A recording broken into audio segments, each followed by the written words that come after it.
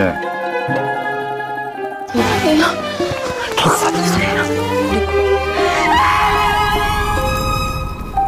Halo, selamat datang di channel Movie Story. Apa kabar semuanya? Semoga baik-baik saja ya. Movie Story mendoakan teman-teman dan keluarga sehat selalu. Di video kali ini, Movie Story akan menceritakan alur cerita film yang berjudul Scarlet Innocence. Scarlet Innocence adalah film Korea Selatan yang dirilis tanggal 2 Oktober 2014. Film ini disutradarai oleh Im Pil-sung dan diperankan oleh Jung Woo-sung, Lee Som, dan Park So-young. Film yang bergenre drama erotik thriller ini diangkat dari cerita rakyat Korea, hanya dikisahkan ulang dengan latar kehidupan modern. Film yang bercerita tentang seorang gadis desa yang jatuh cinta dengan seorang penulis tampan, tapi harus berakhir dengan menyedihkan. Sebelum saya ke cerita filmnya, saya ingin berterima kasih untuk teman-teman yang sudah subscribe channel ini. Dan bagi yang belum, boleh minta bantuannya untuk di subscribe, like, share, and comment ya. Oke, inilah cerita filmnya. Film diawali dengan memperlihatkan Hakyu, seorang dosen dan penulis novel, yang diasingkan ke pedesaan karena dituduh melakukan perbuatan asusila terhadap mahasiswinya. Hakyu mendapatkan hukuman untuk mengajar di pedesaan itu. Setelah itu, terlihat Hakyu bertemu dengan Deoki, seorang gadis desa yang cantik dan lugu. Deoki melihat Hakyu dengan tatapan penasaran. Di malam harinya, terlihat Deoki singgah ke toko untuk membeli tahu dan timun untuk dimasak. Ibu Deoki yang seorang tunawicara menghampiri anaknya dan pulang bersama. Terlihat kalau hubungan Deoki dan ibunya sangat akrab.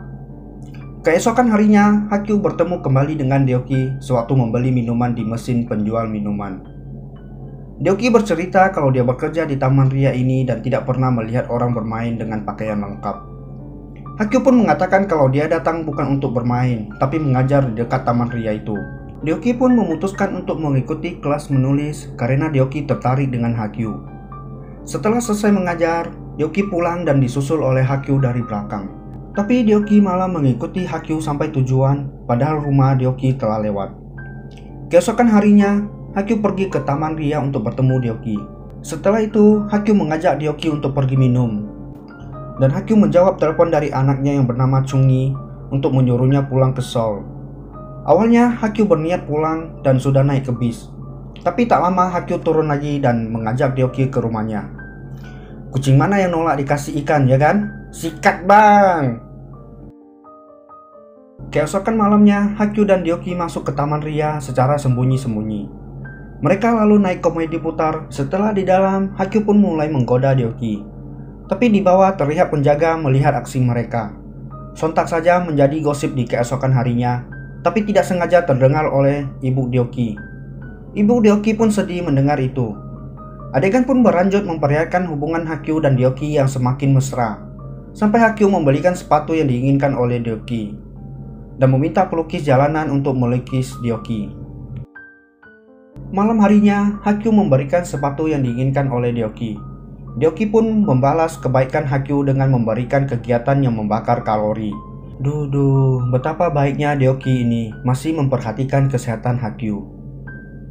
Keesokan harinya, Hakyu menerima telepon dari teman sesama dosennya yang memberitahu kalau dia akan mengunjungi Hakyu dan memberikan kabar baik. Ketika bertemu, teman Hakyu mengatakan kalau bukti Hakyu tidak bersalah telah ditemukan. Jadi Hakyu bisa kembali mengajar. Keesokan harinya, Deoki pun mengunjungi Hakyu dan melihat Hakyu sedang berkemas. Hakyu pun berkata kalau dia diterima kembali mengajar dan meminta Deoki mencarikan bus yang pergi ke Seoul. Tapi Deoki mengatakan kalau dia hamil. Hakyu mendengar itu pun kaget dan membawa Deoki untuk mengaborsi kandungannya. Setelah selesai, Hakyu pun pergi dan berkata akan menghubungi Deoki. Keesokannya, Deoki bangun dan melihat kalau ada panggilan tak terjawab dari ibunya. Setelah sampai depan rumah, ibunya dengan kesal melempar sesuatu, kayaknya seperti garam gitu, mungkin untuk membuang sial. Besoknya Hakyu pun memberanikan diri untuk mengunjungi Hakyu di tempat dia mengajar. Hakyu mengatakan kalau dia akan menghubungi Deoki, tapi Deoki menjawab kalau Hakyu sudah berkata 4 kali seperti itu. Hakyu pun menyuruh Deoki pulang dan menunggunya di sana. Di malam harinya, Hakyu menepati janjinya untuk bertemu dengan Deoki. Deoki yang sedang menggoreng ikan pun keluar meninggalkan kompornya menyala untuk menemui Hakyu. Hakyu lalu memberikan uang kepada Deoki dan berkata untuk tidak menunggunya lagi. Deoki pun marah dan berkata kalau Hakyu takut perselingkuhan dan aborsi yang dilakukannya diketahui sekolah. Deoki mengatakan kalau dia sangat mencintai Hakyu dan berusaha mencium Hakyu. Tapi Hakyu mendorong Deoki sampai terjatuh. Setelah itu, Hakyu melihat ke rumahnya dan api sudah membakar rumahnya. Dan dia teringat ibunya yang masih di dalam dan bergegas pergi menolong ibunya. Tapi Deoki sempat melihat Hakyu dan berteriak marah. Setelah di dalam, terlihat Deoki dan ibunya pun terjebak di dalamnya. Sesampai di rumah, Hakyu lalu menemukan istrinya tewas bunuh diri di dalam kamar. Karena selama ini hubungan Hakyu dan istrinya kurang baik. Di malam yang sama, Hakyu kehilangan Deoki dan istrinya. Adegan pun maju ke 8 tahun kemudian. Terlihat buku karangan Hakyu laris di pasaran. Dan Hakyu pun suka berjudi dan mengonsumsi alkohol. Setelah selesai berjudi, Hakyu pun mulai menggali terowongan milik mahasiswinya. Setelah selesai, Hakyu mulai merasakan tidak nyaman dengan penglihatannya. Adegan pun berganti memperlihatkan Hakyu pergi memeriksakan matanya. Dokter pun mengatakan kalau retina Hakyu bermasalah yang menyebabkan kehilangan pandangan dan mempunyai komplikasi dari akibat meminum alkohol dan merokok. Dokter pun berkata kalau penyakit ini belum ada obatnya. Adegan lalu berganti ketika Hakyu tidak dapat melihat tulisan di kertas karena penglihatan Hakyu bertambah parah. Suatu hari, terlihat seorang wanita mengunjungi Hakyu. Wanita itu mengatakan kalau dia tinggal di sebelah rumah Hakyu. Tapi Hakyu sudah tidak bisa melihat wajah wanita itu. Terlihat wanita itu adalah Deoki yang ternyata selamat dari kebakaran itu. Dan dia mengganti namanya menjadi Sejong dan berpura-pura menjadi orang lain. Sejong pun mengatakan kalau dia akan mengurus dan merawat Hakyu. Sejong yang tahu kalau mata Hakyu bertambah parah mengatakan kalau dia tahu dokter yang bagus dan menawarkan untuk mengunjungi dokter itu bersamanya. Dokter pun memeriksa mata Hakyu dan mengatakan kalau mata Hakyu bisa disembuhkan dengan pengobatan sebulan lalu operasi.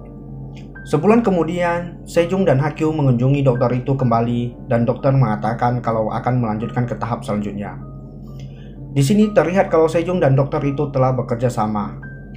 Selepas dari tempat dokter tadi, Hakyu mengatakan kalau dia ingin pergi ke tempat berjudi untuk menghilangkan stres. Di tempat lain, terlihat Chungi memeriksa laci Sejong dan menemukan lukisan Deoki dulu. Kembali ke kasino, terlihat Hakyu sudah menghabiskan uangnya dan meminjam uang dengan bankir di sana. Bankir itu pun telah bekerja sama dengan Sejong. Malam harinya, terlihat Sejong sedang mencukur jenggot Hakyu.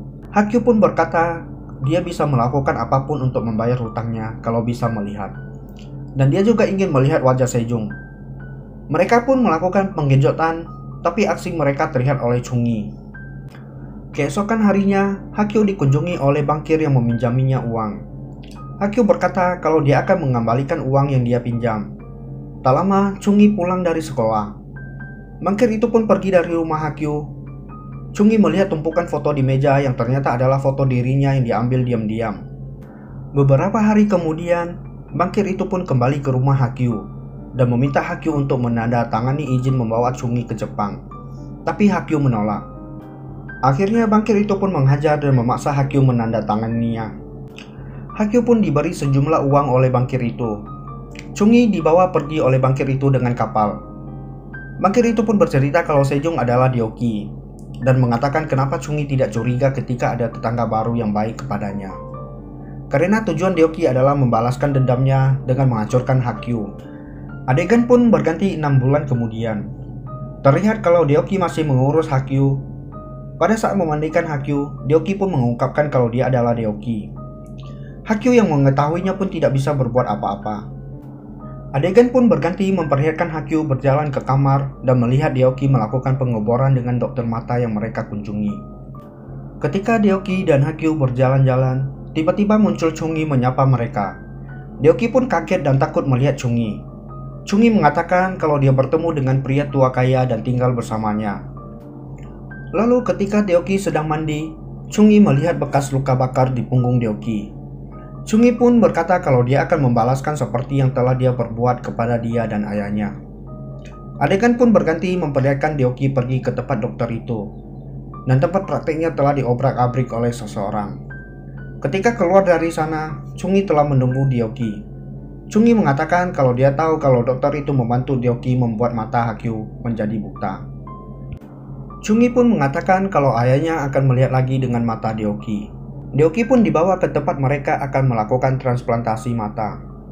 Tapi sebelum itu, Deoki pun pergi menemui Hakyu.